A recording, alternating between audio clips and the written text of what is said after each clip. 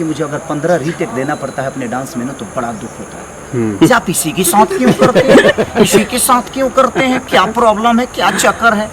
जब हम किसी को नए को ब्रेक देते हैं तभी आपका सवाल है जो उसको हटाया क्यों गया। की आती है जिसको डांस भी नहीं आता है और उसके साथ काम करने के बाद हम 20-20 रीटेक देते हैं, एनर्जी उतनी लगती है, तो जब हम नाचते हैं तो हमें तकलीफ होता है। देखिए मैं आपके सवाल को एक जवाब देता हूँ, जब हम किसी के साथ रिपीट काम करते हैं तो भी आपका सवाल होता है आप इसी के साथ क्यों करते हैं, इसी के साथ क्यों करते हैं, क्या प्रॉब्लम है, क्या चक्कर है। जब हम किसी को नए को ब्रेक देते हैं तभी आपका सवाल है जो उसको हटाया क्यों गया। अब बताइए कि हम क्या जवाब दें इसका, अब आपसे मैं पूछ रहा हूँ। तो पहले क्यों, पहले काजल राग पहले से ही वो न्यू एक्ट्रेस को आप ले सकते थे आपके साथ उस फिल्म में, आपके अपोजिट, लेकिन पहले काजल और फिर रिप्लेस क्यों किया जा रहा है? कौन बोला जो रिप्लेस किया गया? पहले काजल राघवानी, श्रुति राव आई, नाम आया था। अभी भी काजल राघवानी है, श्रुति नहीं है। श्रुति राव मेरे कौन सी सिनेमा में? लिट्टी चोखा। लिट्टी चोखा में काजल ही है। देखिए मेरा कहना यहाँ है कि मैं किसी को ना हटाता हूँ और ना ही रखवाता हूँ। मैंने बहुत सारे नए एक्टरों के साथ काम किया है, ये हैं, अभी मैंने मंटुआ के नानी किया, उसमें भी नई तीनों लड़कियां नई हैं। प्रॉब्लम ये है, मैं आप सबसे एक बार बात बताना चाहता हूँ, आप लोग को भी एक चीज़ें होती है ना कि जोड़ियाँ क्यों आती हैं। मैं किसी जोड़ी के पक्ष में नहीं हूँ, बट मेरे कहने का मतलब कि मुझे अगर 15 रीटेक देना पड़ता है अपने डांस में ना तो बड़ा दुख होता है। सर इस लॉकडाउन में अगर कोई अच्छी एक्ट्रेस हमारे साथ अगर एक टेक में हमारा काम कर दे तो हम कोशिश यही करते हैं कि हमारे साथ वही काम करे, इसलिए कि जब गर्मी होती है, पसीना होता है, पंखा नहीं होता पहाड़ों के बीच में, और हमें तुरंत काम करके निकलना होता है, टाइम कम होता है, क्योंकि हमारी भोजपुरी की बजट से लेकर और हमारी रिकवरी दोनों मायने रखती है और सबका ख्याल रखना पड़ता है। और एक कोई नई लड़की आती है जिसको डांस भी नहीं आता है और उसके साथ काम करने के बाद हम 20-20 रीटेक देते हैं, एनर्जी उतनी लगती है, तो जब हम नाचते हैं तो हमें तकलीफ होता है कि हमने गलतियाँ की हैं। तो एक अच्छी एक्ट्रेस को, जिसको देखिए मैं सबको बोलता हूँ कि आप डांस सीख कर आइए, आप एक्टिंग सीख के आइए और आप अच्छा करिए, हमें कोई दिक्कत नहीं है। अगर आपके अंदर पावर होगा ना तो आपको प्रमोट की ज़रूरत नहीं है। मेरे कहने का मतलब प्रमोट की ज़रूरत नहीं है। एक बार पूछ खेसारी के साथ एक सिनेमा करके और लोग बड़े कहीं ना कहीं बड़े लेवल पे हो जाते हैं, लेकिन कोई लोग है कि 10 सिनेमा करने के बाद भी उनका पोजीशन नहीं बनता है। तो क्या करिएगा, उसके लिए ना मैं दोषी हूँ, ना कोई दूसरा दोषी है, ना कोई एक्टर दोषी है।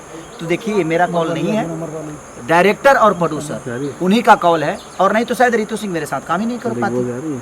अगर डायरेक्टर और प्रोड्यूसर का कॉल नहीं होता, मेरा ही चलता, तो हर जगह काजल ही होती।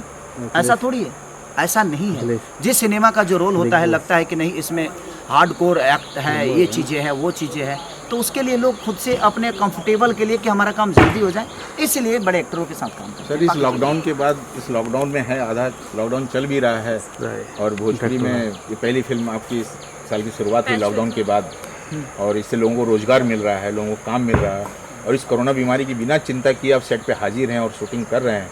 और उस कोरोना बीमारी के दौरान आपने अपने घर से निकल के शमशान घाट तक दौड़े, लोगों की हेल्पें की।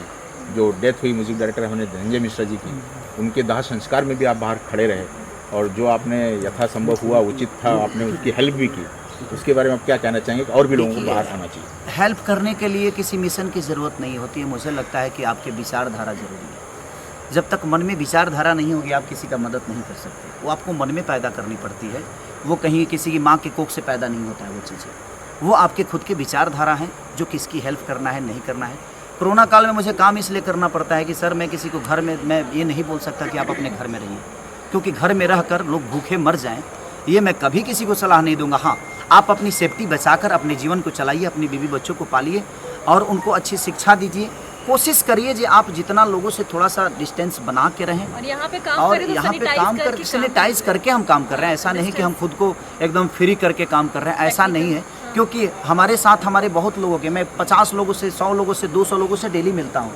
हो सकता है कि मेरी यूनिटी बड़ी अच्छी है, यूनिटी बोला जाता है, इम्यूनिटी पावर, हाँ immunity बोल रहे हैं ना ये लोग, इम्यून सिस्टम स्ट्रांग है, बोलने में 6 महीना लगेगा भाई।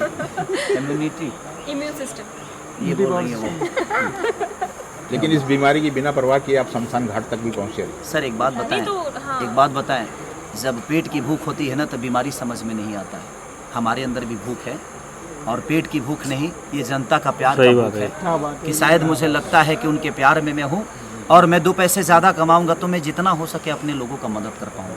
तो मेरी कोशिश यही है सर, मेरे मरने और जीने का डिसीजन मैं और कोई बीमारी तो नहीं ले सकता। मुझे लगता है कि मेरी जनता का प्यार और आशीर्वाद और उनके हाथ मेरे माथ पे है, तो शायद इस धरती पे कोई रोग मुझे कुछ नहीं बिगाड़ सकता, और इन्हीं के साथ मैं अपने तो जीवन को केसारी जी, चलाता क्या हूँ। सरकार खाली बीमारी पे ध्यान दे रही है, लोगों की रोजगार और लोगों की भूख पे ध्यान नहीं दे रही है? सॉरी, आप सरकार की बात ना करें, कलाकार की बात करें। आप यहाँ कलाकार के पास हैं, सरकार के पास नहीं है, क्योंकि सरकार क्या कर रही है नहीं कर रही है ये मेरा कॉल है ही नहीं। मेरे जीवन में मेरे अपनों, मेरी भोजपुरी समाज, मेरी जनता, मैं उनके लिए क्या कर रहा हूँ ये मायने रखता है। मैं सरकार से जो मदद कर नहीं रहे हैं, लेता। जो गाना शूट किया हाँ। आपने बताइए वो। जो मैं सरकार से आज तक मदद नहीं मांगा। अगर सरकार ने मेरा मदद किया होता ना तो शायद जिस जगह पे खड़े हैं हमारे, क्या नाम है उनका जो मदद किए थे अभी, सोनू सूद, जिस जगह पे सोनू सूद खड़े थे उस जगह पे खेसारी लाल यादव खड़ा होता अगर सरकार ने मदद किया होता मेरा तो। क्योंकि मैं किसी को कहाँ भेजूं? मैंने 2-2 ट्रेन के 21-21 बोगी बुक करने के बावजूद मैं अपने लोगों को नहीं भेज पाया। उसका रीज़न क्या था? क्योंकि उसके लिए एक परमिशन आपको लेना पड़ता कि आप जिन लोगों को भेज रहे हैं वो कहाँ उतरेंगे, कहाँ जाएंगे। अगर सरकार ने मुझे लेटर दे दिया होता, चाहे वो यूपी सरकार या बिहार सरकार, तो शायद मैं 2 ही ट्रेन नहीं, शायद मैं 40 ट्रेन भेज सकता था। उतनी क्षमता तो हमारी जनता ने हमें दे रखी है। मुझे अपना घर भी बेचकर भेजना पड़ता तो शायद मैं भेज देता, लेकिन मुझे मदद ही सरकार से नहीं मिला। ना महाराष्ट्र सरकार ने मुझे मदद की, और ना ही बिहार ने किया, और ना ही यूपी ने किया, कहीं के सरकार ने। क्योंकि सर मेरा नेता नहीं, मैं कलाकार हूँ, और कलाकार की कितनी क्षमता होती है मैं आपसे लड़ सकता हूँ, आपको जानता हूँ, किसी नेता को नहीं, किसी प्रशासन को नहीं, किसी टेबल पे नहीं जानता मैं किसी को जी कहाँ क्या पास होता है। और कोरोना काल में घर से निकलना कठिन था, मेरे पास उतने भी लोग नहीं हैं कि मैं सबको टेबल पे भेज सकूं। तो उसके लिए बड़े हस्तियों की ज़रूरत होती है, और जो हस्तियां सोनू सूद के साथ थी, शायद वो हस्तियां मेरे साथ होती तो खेसारी 2 ट्रेन फिर भी आपने और मदद 50 किया। बस नहीं भेजता। मुझे लगता है कि 100 बस भेजता मैं और 50 ट्रेन भेजता, लेकिन शायद वो मेरे को मदद नहीं मिली। मैं कहाँ भेजूँ, किसको भेजूँ, कैसे भेजूँ? इस बात का दुख है आपके मन में? बिल्कुल मुझे दुख है इस बात का कि मैं अपने लोगों को मदद नहीं कर पाया। जितनी इंडस्ट्री है मैं कोशिश किया, लोगों को जितना पैसा पहुंचा सकता था। बिहार में जो भूखे मर रहे थे उनके लिए मैं कम से कम जितना राशन पहुंचा, वो रांची हो या बिहार हो या यूपी हो, मैंने कोशिश की राशन पहुंचाने की। लेकिन मुझे अगर सरकार से मदद मिला होता तो शायद मैं भी सोनू सूद की तरह कुछ कर सकता था, लेकिन शायद वो मुझे मदद नहीं मिली। इसलिए मैं मजबूर हूँ आज मीडिया के सामने बोल रहा हूँ, इसलिए कि तकलीफ हो रही है मुझे कि मैं वो काम नहीं कर पाया, क्योंकि मुझे मदद ही नहीं मिली। क्योंकि सिस्टम है, हर जगह एक सिस्टम है, और सिस्टम अगर आपके पास है तो शायद आप जीवन में कुछ कर पाओगे। हमें पैसा भगवान ने दिया है, लोगों का प्यार दिया है, पर हमारे पास सिस्टम नहीं है, हमारे पास वो नेता नहीं है, हमारे पास वो व्यवस्था नहीं है। पैसे हो सकता है लोगों के, जनता का चंदा का पैसा मेरे पास है, कोशिश है, ऊर्जा है, मन में श्रद्धा है, पर वो क्षमता नहीं कि मैं किसी दफ्तर में जाकर और पेपर पास करा के और मैं लोगों को भेज सकूं। वो क्षमता मेरे पास सर नहीं। आने वाले समय में क्या आपका रुख दिल्ली की तरफ हो सकता है? भारत देश की सर, राजधानी पूरी दिल्ली इंडिया की पे तरफ? राज करने की कोशिश करूँ, आप दिल्ली से टारगेट करके बैठे। मैं पूरी दुनिया पे राज करने की कोशिश कर रहा हूँ, क्योंकि अपने विचारधारा को मैं राम की तरह लेकर चलता हूँ।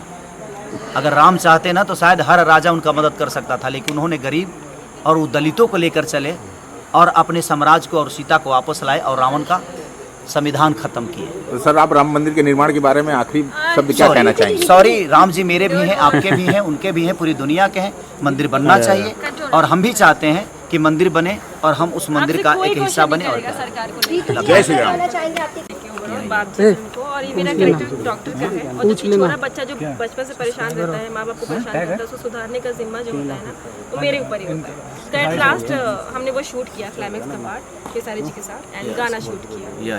या तो वो जो एक सुधरने का जो है, जो पिताजी की मृत्यु के बाद जो एक कमबैक होता है, एक सुधरने का जो मैसेज जा रहा है इस फिल्म से, तो वो ज़्यादा इम्पोर्टेंट रोल हमने प्ले किया। तो रीतू जी कितना सुधार पाए आप छिछोरे बच्चे को? हाँ जैसे आपने सुधार है, बताया। हाँ। खून में प्रॉब्लम ना करे। नहीं एक्चुअली क्या है ना, जो बच्चे माँ बाप से जुड़े होते हैं या कुछ भी डिसीजन लेते हैं, उनसे एक एक चीज़ बता के चलते हैं तो सेफ चलते हैं, और जहाँ ज़्यादा खतरा होता है वहाँ पे इत्तू सा होता है, बच जाते हैं और सेफ चलते हैं। तो वो शायद मेरा कैरेक्टर है, और बस मैं मैंने यही उस चा- संस्कार मैं- को लेके आपने बहुत बोला। मैं बोलूँगा मैं जानता हूँ कि अगर आप खुद को बदलना नहीं चाहे तो इस धरती पे आपको कोई नहीं लेकिन बदल सकता। वो जब जो पॉइंट पे बदले हो ना, उसे पिताजी तो चल बसे। नहीं तो मैं खुद को बदला ना, उसके बावजूद भी बिगड़ सकता था ना। हाँ, पर ये था कि इंसान प्यार में, इमोशन में बदलने की कोशिश करता है। आप खुद को बदलिए, पूरी दुनिया आपकी है, right. और विचारधारा को हमेशा राम की तरह लेकर चलिए, शायद पूरी दुनिया पे विजय हो। आप दोनों लोगों से क्वेश्चन है, आप लोगों ने डॉक्टर का कैरेक्टर इसमें प्ले किया है, और आज के टाइम पे कोरोना काल में, महामारी के बीच में जो डॉक्टर ने भगवान का रूप बन के उन्होंने काम किया है,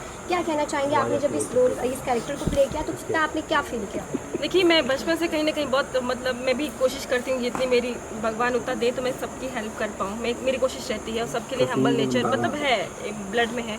तो एक डॉक्टर, इस देखते कोरोना काल में डॉक्टर, पुलिस और सारी मतलब जो सरकारी जो जो गवर्नमेंट कर्मचारी लोग हैं, एक ही सिर्फ डॉक्टर ही नहीं, बट नर्स से लेकर कर्मचारी तक, पुलिस वाले से लेकर हर वो आदमी हमारे लिए बड़े भगवान की तरह खड़ा उतरा है। और मैं ईश्वर से हम लोग यही प्रार्थना करेंगे कि देखिए, हम तो सिर्फ एक कॉस्ट्यूम पे हैं, ये कॉस्ट्यूम पहनना बहुत आसान है मैडम, बट इस कॉस्ट्यूम का दायित्व निभाना बड़ी कष्टदायक है। तो वो डॉक्टर अपने घर से अपने जान की बेपरवाह करके, अपने बच्चों का ना परवाह करके, और पूरी दुनिया की ठीक करने का एक जो बीड़ा उठाया और सेवा किया, शायद हमारे बस की सच में दिल से बहुत दिल से प्रणाम, उनकी दुआएं हमारे लिए, हम उनके लिए दुआएं कर रहे हैं कि ईश्वर उनको इतनी लंबी उम्र दे कि शायद हमारे इंडिया में कोई रोगी ना, पूरे विश्व में कोई रोगी ना बने, बस दिल